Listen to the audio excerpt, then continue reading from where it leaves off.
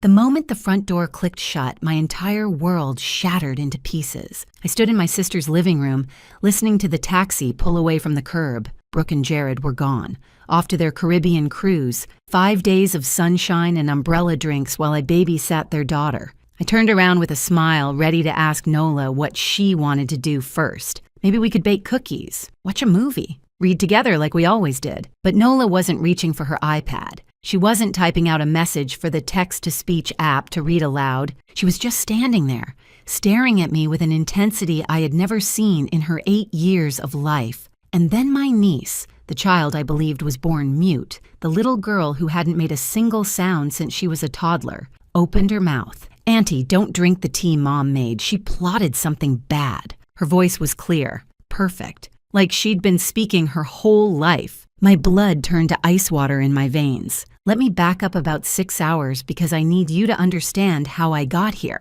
how I ended up standing in my sister's house, discovering that everything I thought I knew about my family was a carefully constructed lie. My name is Lisa Rames. I'm 32 years old. I work as an accountant at a mid-sized firm in Columbus, Ohio. Exciting stuff, I know. While other people dream about exotic vacations and romantic adventures, I dream about perfectly balanced spreadsheets. My therapist says I use numbers to feel in control. My therapist is probably right. That morning started normally enough. Saturday, coffee, quiet apartment. I was actually enjoying the peace when my phone rang. Brooke, my older sister. 6 years between us, but sometimes it felt like 60. Her voice was honey sweet, which should have been my first warning sign. Brooke only used that voice when she wanted something. "Lisa, I have the biggest favor to ask." Turns out she and Jared had booked an anniversary cruise.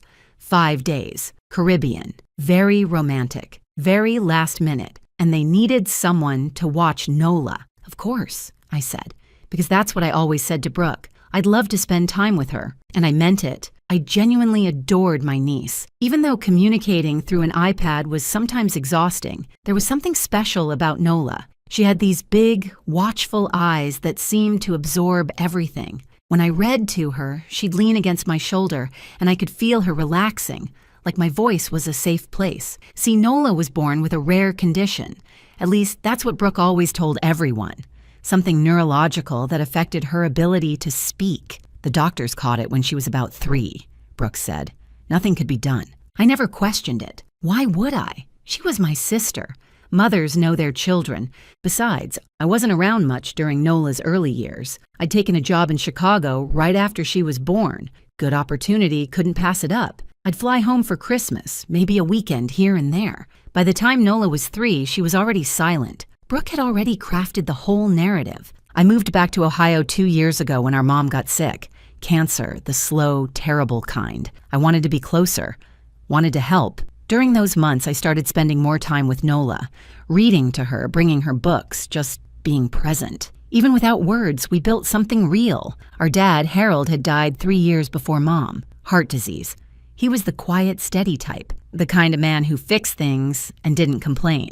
After he was gone, it felt like the family lost its anchor. When Mom finally passed 14 months ago, she left behind a trust, about $1.2 million, their entire life savings, Dad's life insurance, everything. The terms were clear. Both Brooke and I had to sign for any major withdrawals. Mom was smart that way. She also left me the family home since Brooke already owned property. At the time, I thought it was fair. Now I wonder if Mom knew something I didn't. Anyway. Back to that Saturday morning, I drove over to Brooke's house around noon. Nice place, big lawn. The kind of house that looks like a magazine cover. Brooke greeted me at the door with a hug, which was unusual. My sister wasn't really a hugger. "You're a lifesaver, Lisa, truly." She looked perfect, as always. Hair done, nails done, designer luggage waiting by the door. Jared was loading bags into the taxi that had just arrived. He barely looked at me. Just a quick wave, a mumbled hello. He seemed nervous, sweaty, but Jared was always kind of twitchy. I didn't think much of it. Brooke walked me through the house like I'd never been there before. Here's the kitchen. Here's Nola's room. Here's the remote for the TV. And then she opened the refrigerator and pulled out a large thermos with a yellow lid. "I made this for you," she said, pressing it into my hands. "Herbal tea for stress. You look tired, Lisa." You've been working too hard. Something about the way she said it felt off, too insistent. But I smiled and thanked her, because that's what I did with Brooke. I smiled and thanked her and never pushed back. She had always been the one with the solutions, even when I didn't ask for them. When I went through a bad breakup at 25, Brooke's prescription was lavender oil, green juice, and a vision board covered in George Clooney pictures. Manifest your future husband, she'd said. I still have trust issues with vision boards. The taxi honked. Brooke hugged me again. 2 hugs in one day, definitely weird, and rushed out the door. Jared followed without a word. I watched them climb into the car, watched it pull away. Then I closed the front door, turned around, and found Nola standing there, looking at me like she was about to tell me the world was ending. Auntie, don't drink the tea Mom made. She plotted something bad. I couldn't breathe, couldn't think. The thermos was still in my hands, suddenly feeling like a bomb. My niece, who I believed was born mute, had just spoken to me in a perfect, clear voice, and she was warning me that my own sister was trying to poison me. Before we continue, if you're enjoying this story, please hit that subscribe button and tell me in the comments where you're watching from and what time it is there. I read every single comment, and your support truly means the world to me. Now, back to what happened next. I set the thermos down on the counter like it was radioactive. My hands were shaking so badly I nearly dropped it. Then I turned back to Nola and sank down to my knees, bringing myself to her eye level. "Nola," I whispered, you can talk?" She nodded. Her eyes were huge, scared, but there was something fierce in them too, something determined. "I always could, Auntie. Mommy made me stop." The room tilted. I had to put a hand on the floor to steady myself. "What do you mean, made you stop?" And that's when my 8-year-old niece told me a story that ripped apart everything I thought I knew about my family. Nola wasn't born mute. She never had a neurological condition. That was a lie my sister had been telling for 5 years. Until she was 3, Nola talked like any normal toddler. She said her first words, learned new ones every day, sang songs, asked a million questions, said, "I love you" at bedtime. Then one afternoon, everything changed. Nola was playing upstairs in her room. She got thirsty, so she crept downstairs to get some juice. Mommy was in the kitchen, talking on the phone. She didn't notice the little girl standing in the doorway. Nola heard words. Most of them she didn't understand, but some of them she recognized. Aunt Lisa, money, out of the picture. When Daddy's gone, then Mom, and then we get everything. She trusts me completely. She's so stupid. Nola was 3 years old. She didn't know what out of the picture meant, but she understood Aunt Lisa, and she understood the mean, cold way her mommy said, "stupid." The next day, innocent and confused, Nola asked her mother, "Mommy, what does out of the picture mean?" Brooke's face went cold. She grabbed Nola's arms, too hard, leaving little bruises, and knelt down until they were face to face. "Listen to me very carefully," she said. "If you ever speak again, to anyone, about anything, something terrible will happen to Aunt Lisa. Your voice is dangerous. Every word you say hurts her. If you love your auntie, you'll never make another sound. Do you understand?" Nola loved me. I was the aunt who brought her picture books, the one who smiled at her like she was the most special thing in the world. So Nola stopped talking. She was 3 years old. She made a decision to give up her voice, to protect me. I sat there on Brooke's kitchen floor, tears streaming down my face, as this child explained the sacrifice she'd made. 5 years. 5 years of silence. 5 years of terror, thinking that every word she spoke might hurt the person she loved most. And Brooke, my sister, the devoted mother, had used that fear. She took Nola to doctors, played concerned parent, collected her selective mutism diagnosis, but she told everyone something different. Neurological, born with it, nothing to be done. She made sure no one saw the real medical records. I was in Chicago, visiting twice a year. I had no reason to doubt my own sister about her own daughter. That crystal plaque on the mantle caught my eye. Mother of the Year. Brooke won it from the community center 2 years ago. Everyone praised her patience, her dedication to her special needs child. I suddenly wanted to throw that plaque into the sun and watch it burn. "What else do you know, sweetheart?" I asked gently. What else have you seen? It turned out that being silent made Nola invisible. Adults forgot she was there. They talked freely around her, assuming she couldn't understand or couldn't tell anyone even if she did. Nola saw everything. She saw her mother practicing my signature over and over on scrap paper until it looked almost right. She heard phone conversations about the trust and transferring everything, and before Lisa figures it out, she watched her father become more and more afraid of her mother, agreeing to everything, never questioning anything. She observed her mother perform for neighbors, church friends, teachers, the perfect mask of a loving parent making sacrifices for her disabled daughter. And 2 nights ago, Nola heard something that made her realize she couldn't stay silent anymore. She'd crept to the top of the stairs, like she'd done hundreds of times before. Her parents were in the kitchen, planning. The tea will make her sick enough for the ER, Brooke said. Not dangerous, just severe stomach problems, extreme drowsiness. She'll be out for days. What about Nola while we're gone? Jared asked. Mrs. Patterson next door will take her. I already told her Lisa has episodes sometimes. She bought it completely. And while Lisa's in the hospital, we drive to Indianapolis. There's a lawyer there who doesn't know her. I have all the forged papers ready. We transfer the entire trust to my name. By the time Lisa recovers, it's done. She'll never be able to prove anything. No cruise, no Caribbean vacation. Just a scheme to poison me, forge my signature, and steal over $1 million. My own sister. I pulled Nola into my arms and held her tight. This brave, incredible child. She carried this weight for 5 years. She watched her mother lie to everyone, and when it truly mattered, she found the courage to break her silence. You saved me, I whispered into her hair. You know that, right? You saved my life. She hugged me back, small arms fierce around my neck. I couldn't let Mommy hurt you, Annie, not anymore. I looked over at the thermos sitting on the counter, innocent looking, yellow lid, homemade tea from my loving sister. Evidence. My tears stopped. Something cold and focused settled in my chest. Brooke thought she had 5 days to steal everything. She thought I'd be lying in a hospital bed too sick to stop her. She was very, very wrong. The first call I made was to Gwen Mercer.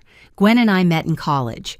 She went into nursing, I went into accounting. Different paths, but we stayed close. She was the kind of friend who showed up with ice cream during breakups and told you the truth even when it hurt. I trusted her completely. She answered on the second ring. Lisa, what's up? Gwen, I need you to come to Brooke's house right now. Something happened and I can't explain it over the phone. Please, just come. Something in my voice must have scared her. She didn't ask questions. On my way. 40 minutes later, she was at the door, still in scrubs from her shift, hair pulled back in a messy ponytail. She took one look at my face and pulled me into a hug. Talk to me? So I did. All of it. The tea, the scheme, and Nola, sweet, silent Nola, who had spoken for the first time in 5 years to warn me. When I finished, Gwen was quiet for a long moment. Then she looked over at Nola, who was sitting on the couch watching us with those big, serious eyes. Gwen walked over and knelt down in front of her. You're the bravest kid I've ever met, she said softly. You know that? Nola almost smiled. Gwen stood up. All business now. Okay, first things first. That tea needs to be tested. I know someone at the hospital lab. She can run a rush analysis tonight. If there's anything wrong with it, we'll know by morning. She pulled on latex gloves. She actually had some in her purse, because of course she did, and carefully took a sample from the thermos, sealed it in a small container. What kind of person poisons tea? She muttered, shaking her head. I always knew Brooke was off. Remember when she told you that haircut made your face look less round? That wasn't a compliment. That was psychological warfare in sister format. I almost laughed. Almost. Now, Gwen continued, what else do you have? There's got to be more evidence if she's been running this scam. I looked at Nola. Honey, you said you know where Mommy keeps important papers? She nodded and climbed off the couch. In the office. There's a locked drawer. I know the code. How do you know the code? I watched her type it. Lots of times, she never noticed me. A small, sad pause. Nobody ever notices the quiet kid. She led us to Brooke's home office, a neat, carefully decorated room that looked like it belonged in a magazine. There was a large desk with a computer, filing cabinets, and one drawer with a digital lock. 0315, Nola said. March 15th, their wedding anniversary. Of course. Brooke would use something sentimental. Made her feel clever. I punched in the code. The drawer clicked open. What we found inside made my stomach turn. First, bank authorization forms with my signature. Except it wasn't my signature. It was close. Really close, but I could see the difference immediately. The loop on my capital L was wrong. Anyone who knew my handwriting would notice. Brooke had practiced, but she wasn't perfect. Second, bank statements from the trust account. 14 months of activity. Withdrawal after withdrawal, always in amounts under $15,000, just below the threshold that would trigger automatic reporting to federal authorities. Brooke had done her research.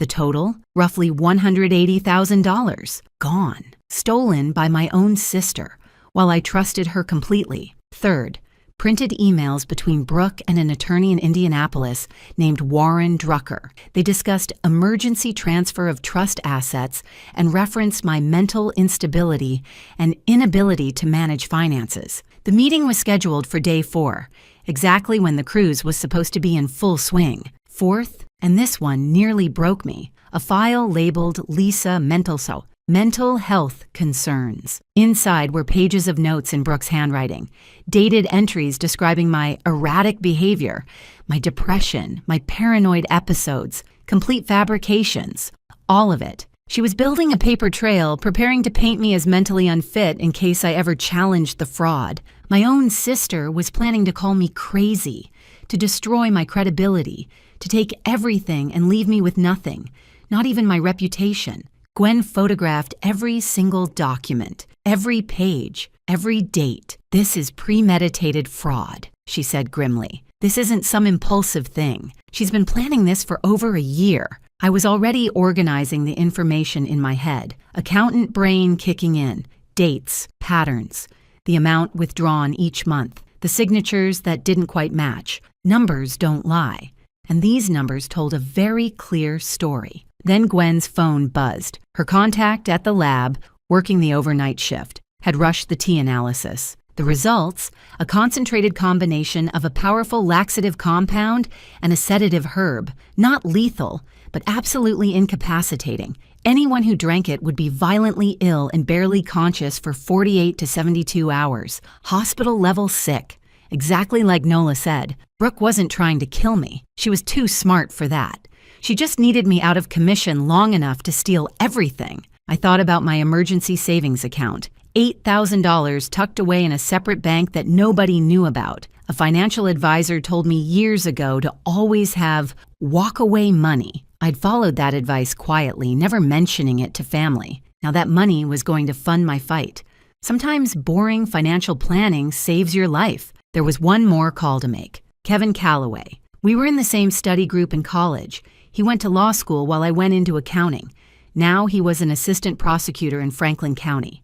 I called him, explained everything. When I finished, there was a long silence. Lisa, he finally said, this is fraud, forgery, attempted poisoning, and what your sister did to that child. Coercive control, psychological abuse. That's serious, very serious. What do? You let me handle the legal side. I'll coordinate with local police and reach out to the FBI. This crosses state lines, which makes it federal. We'll contact the Indianapolis lawyer too. He might be an unwitting participant, or he might be in on it. Either way, we find out. And Brooke, she can't know you're onto her. If she gets spooked, she could disappear with whatever money she has access to.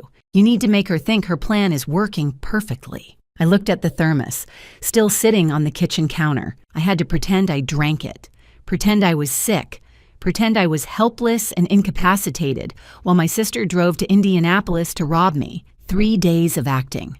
The performance of my life. I can do that, I said, and I meant it. Day 2. Time to become an actress. I sat in Brooke's living room, staring at my phone. Nola was beside me on the couch, quiet but watchful. Old habits die hard. Even now that she could speak freely, she still observed everything with those careful eyes. I dialed Brooke's number.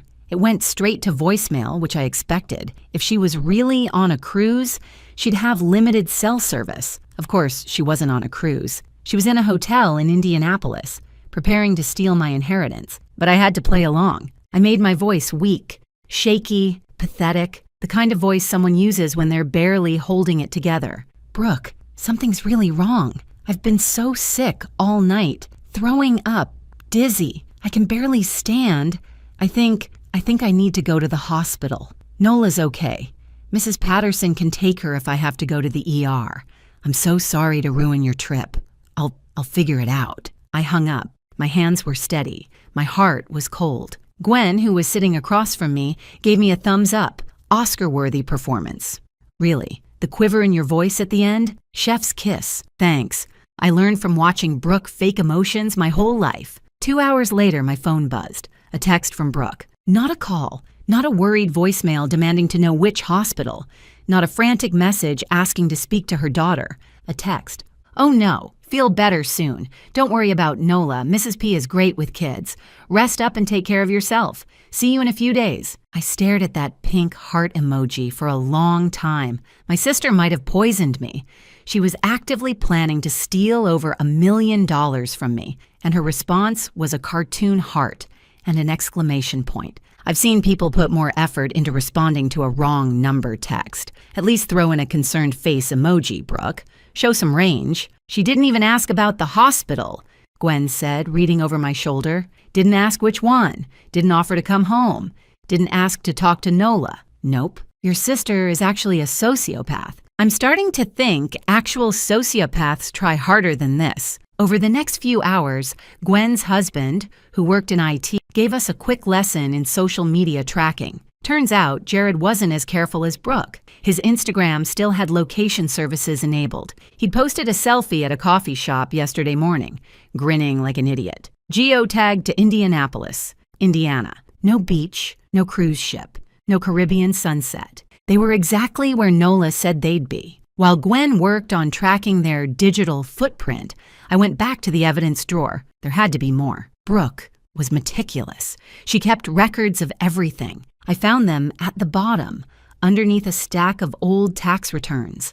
Letters, handwritten, dated during our mother's final months. My hands trembled as I read them. They were from Brooke to our mother, Patricia, written while Mom was dying of cancer, while she was weak and scared and fighting for every breath. In these letters, Brooke begged, no, demanded, that Patricia change the will, leave everything to Brooke alone, cut me out completely. Lisa is single. She doesn't have responsibilities like I do. I have a daughter to raise.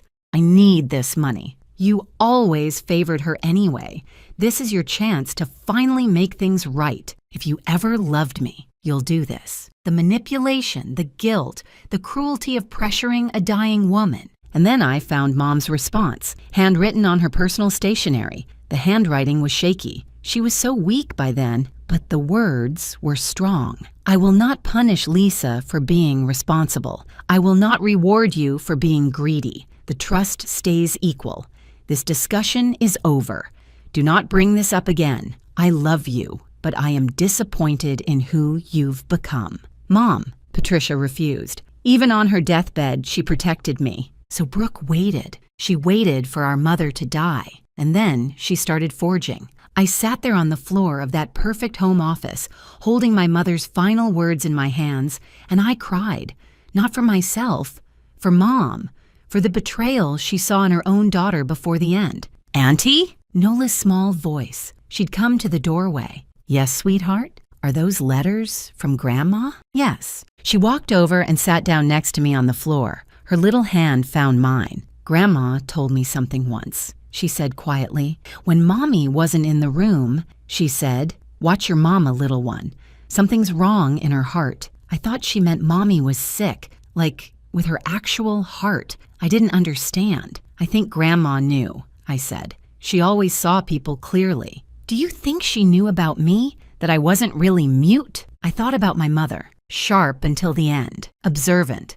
The kind of woman who noticed everything but chose her battles carefully. "I think," I said slowly, "that Grandma trusted me to figure it out eventually, and she trusted you to be brave when it mattered." Nola squeezed my hand. That evening, Kevin Calloway called with updates. The legal machinery was moving faster than I expected. Local police were fully briefed. Given the evidence of fraud, forgery, and attempted poisoning, they were taking this seriously. The FBI had been consulted. Interstate wire fraud, transferring money across state lines through deceptive means, was a federal offense. Brooke had made this a federal case all by herself. And the Indianapolis lawyer, Warren Drucker, Kevin's contacts had reached out to him. Turns out, Drucker had been having doubts. The signatures on the authorization forms looked slightly off to him. He was already considering canceling the meeting. When authorities explained what was actually happening, he agreed to cooperate fully. The sting was set for day 4. When Brooke and Jared walked into that law office expecting to complete their theft, police would be waiting. "Your job," Kevin reminded me, "is to keep pretending, keep sending sick updates, make her believe everything is going according to plan." So I did. Day 2 text. "Still so sick. The doctor thinks maybe food poisoning. So strange. Nola is being wonderful with Mrs. Patterson." Day 3 text. "Barely keeping water down. So weak. Don't cut your trip short.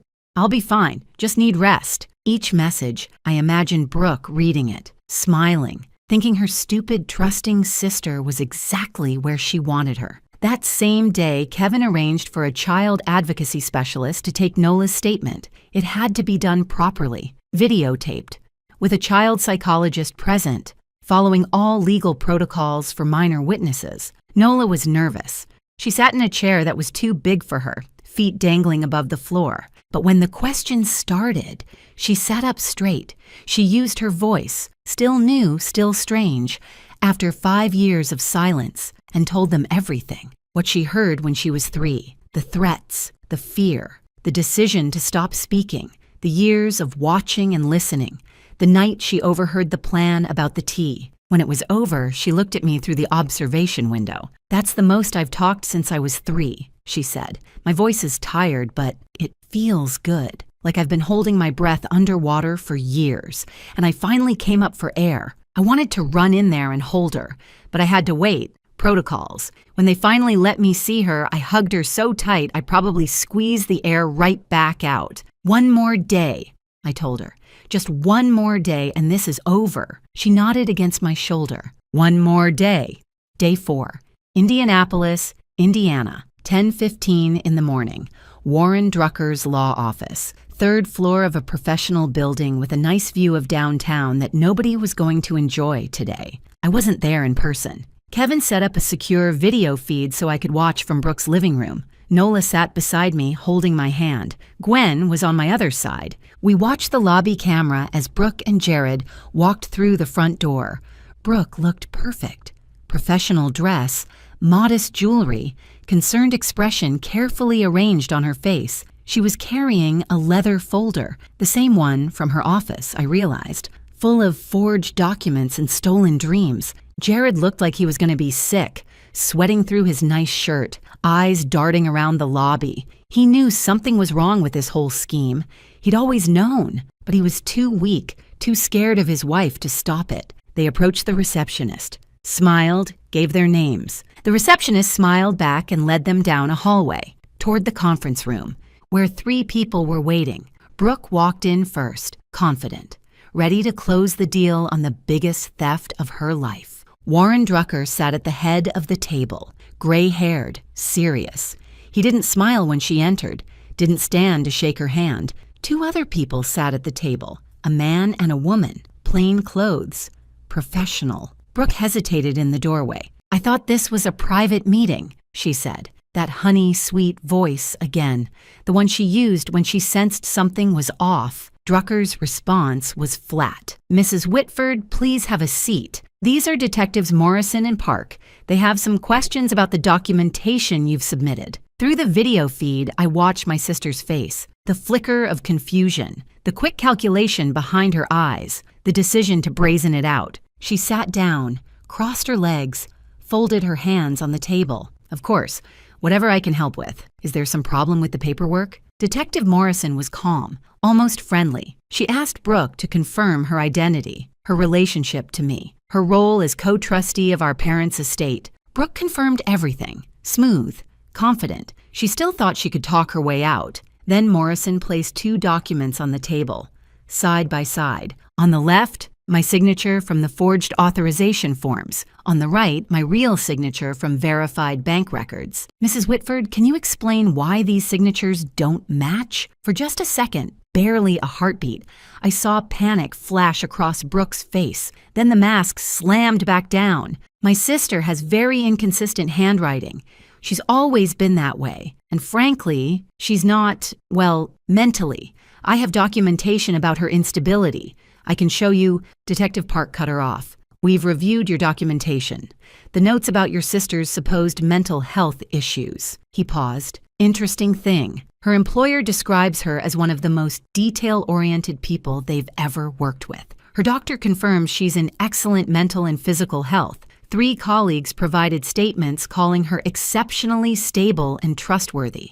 The mask was cracking. They don't see her like I do. Family knows the truth. Mrs. Whitford. Morrison's voice was still calm, but there was steel underneath now. We have bank records showing $180,000 in unauthorized withdrawals over 14 months. We have email correspondence with this office discussing emergency trust transfers. We have forensic analysis of your sister's signatures proving forgery. She placed another document on the table. And we have lab results from the tea you prepared.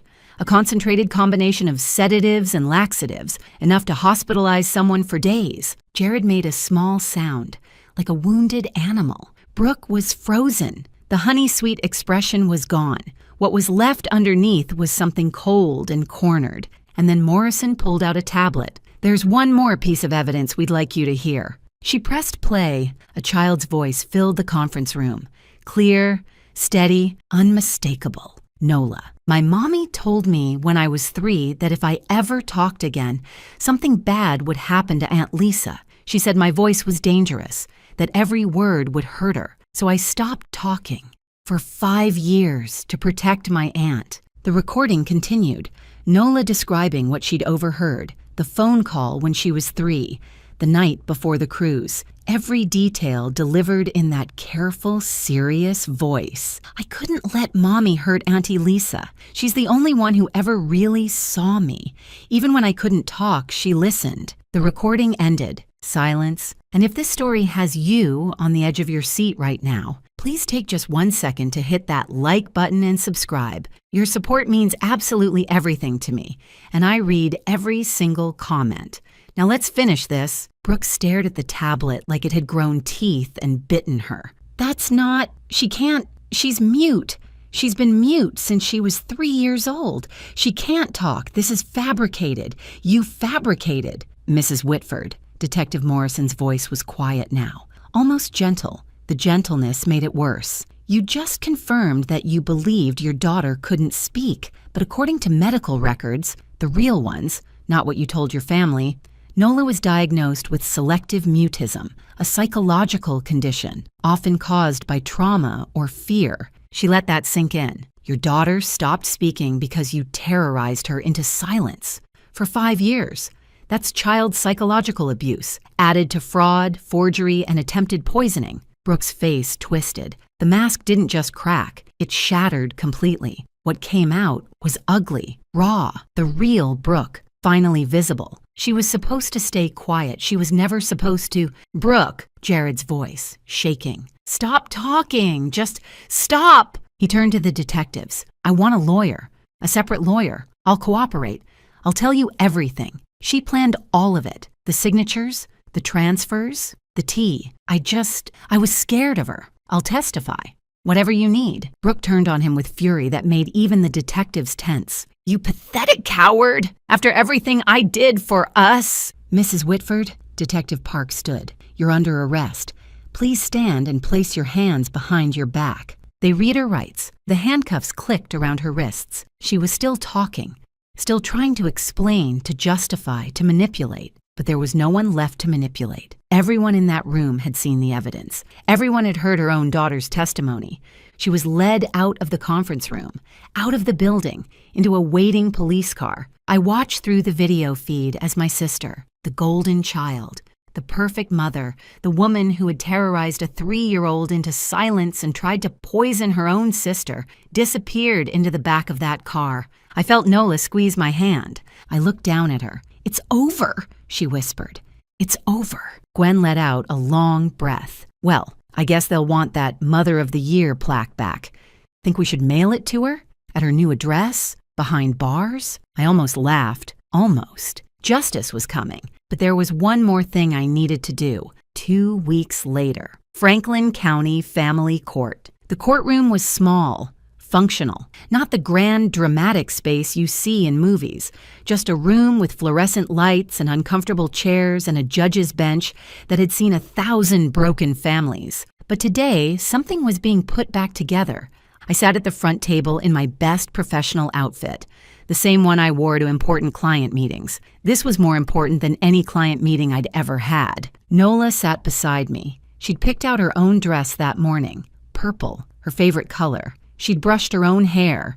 She was nervous, I could tell. Her foot kept bouncing under the table. But she wasn't silent anymore. The judge reviewed the case file. Brooke's arrest. The fraud charges, the forgery, the attempted poisoning, the 5 years of psychological abuse inflicted on a child. Jared had signed away his parental rights in exchange for cooperation with prosecutors. He'd known about everything. He'd done nothing to stop it. He didn't deserve to be Nola's father, and somewhere in that weak, cowardly heart of his, he knew it. The judge looked up from the papers. He was an older man with kind eyes behind wire-rimmed glasses. "I've reviewed the emergency custody petition," he said. "Given the circumstances, the arrest of the mother, the cooperation of the father, and the extensive documentation of psychological abuse, I'm prepared to rule." He turned to look at Nola directly, not at me, at her. "Young lady, I understand you've recently started speaking again after many years of silence. That took tremendous courage." Nola nodded. She was gripping my hand so tight I was losing circulation. "I'd like to ask you directly, in your own words, where would you like to live?" Nola looked at me, then at the judge, then back at me. And then she stood up, 8 years old, 4 feet tall, wearing a purple dress and more bravery than most adults ever manage. "I want to live with my Aunt Lassa," she said. Her voice was clear, strong, a voice she'd given up for 5 years to protect someone she loved. She's the only one who ever really saw me. Even when I couldn't talk, she listened. She read me books. She sat with me. She never made me feel like something was wrong with me. She paused, then added, "Also, she makes really good pancakes." Quiet laughter rippled through the courtroom. Even the judge smiled.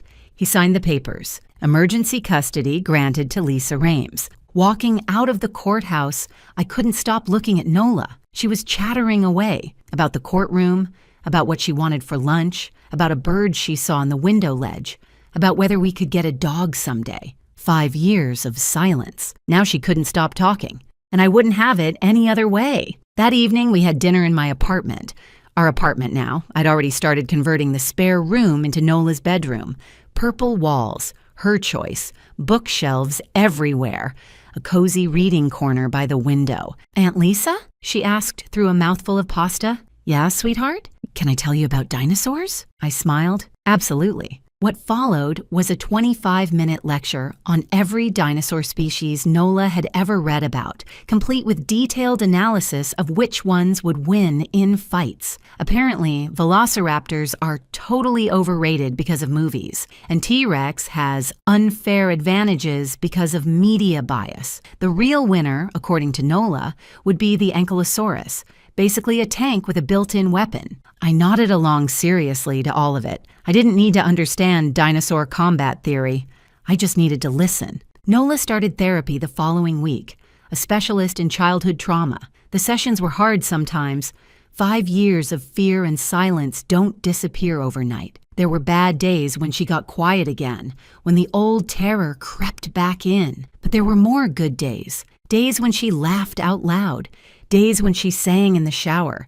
Days when she came home from school bursting with stories about new friends who had never known her as the mute girl, just as Nola. Brooke faced multiple felony charges. The evidence was overwhelming. She took a plea deal to avoid trial. I didn't attend any of the hearings. I had better things to do. The trust fund was frozen and audited. Most of the stolen money was traced and recovered. I became sole trustee, managing it carefully for our future, mine and Nola's. I sold the family home. Too many memories there, complicated ones. I used part of the proceeds to start an education fund for Nola. The rest went into savings. Walk-away money, multiplied. Sometimes I think about my mother, about that letter she wrote to Brooke, standing firm even while cancer was taking her, about the quiet warning she whispered to her granddaughter, something's wrong in her heart. Patricia Rames saw the truth about her own daughter, and even in death, she protected the people who deserved protection. I like to think she'd be proud of how things turned out. Last Saturday morning, Nola and I had breakfast on my little apartment balcony. Nothing fancy, just pancakes and orange juice and early autumn sunshine. Nola was telling me about a dream she'd had, something about a penguin who could drive a car, a castle made entirely of waffles, and a very polite dragon named Gerald, who apologized every time he accidentally set something on fire. It made absolutely no sense. It was perfect. I sipped my coffee and listened, really listened. This is what family is supposed to sound like. Not silence, not lies, not manipulation and fear. Just this, a kid rambling about waffle castles, morning light through the trees, two people who chose each other sitting together, talking about nothing and everything. Nola paused mid-story and looked at me. Aunt Lisa, thank you for listening, for real listening. Even when I couldn't talk, I reached over and squeezed her hand. Always, sweetheart, always. Sometimes the quietest people aren't weak. They're just waiting for someone they trust enough to finally speak. Nola found her voice, and I found my family. Some stories have happy endings. Ours was just beginning. Thank you so much for watching. More of my most gripping stories are already on your screen. Click one now and don't miss the best part. You will love it. See you in the next story.